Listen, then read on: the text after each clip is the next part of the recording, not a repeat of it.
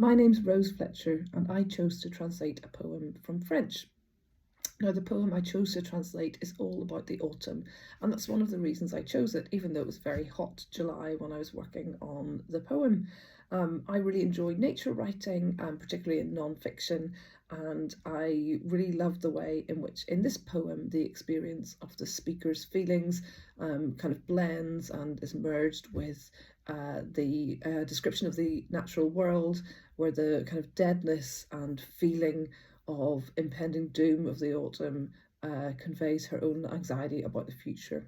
My favourite bit of the poem to translate was the part where the noises of the animals are rendered by the poet.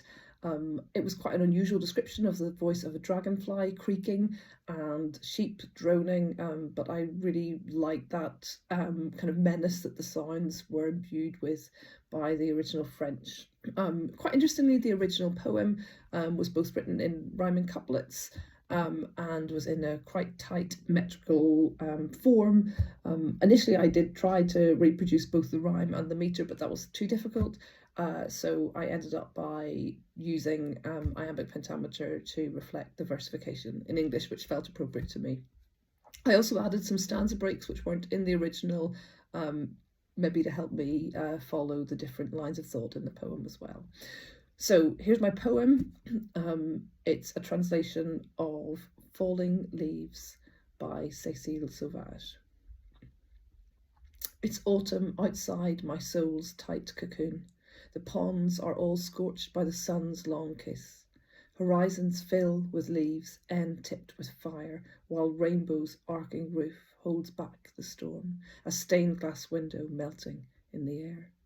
The mist of the land swirls around the cows, and sometimes the sun, hidden by fog, floats like the hooped moon on the fringes.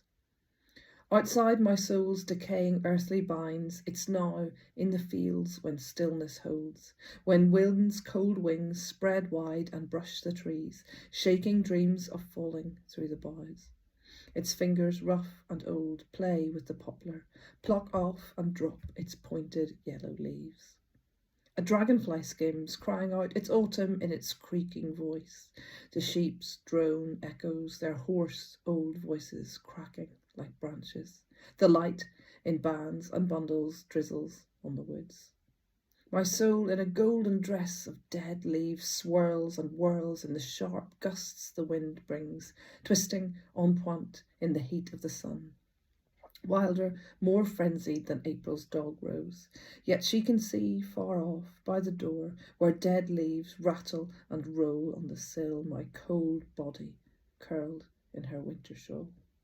Yet, when the windows are closed at dusk, reflecting the pinkish glow of the lamps, my soul, meekly, will take up her old mask and, like a housemaid, wearing an apron, will trot back through the cold, bitter rooms, stifling her sobs, her broken dreams.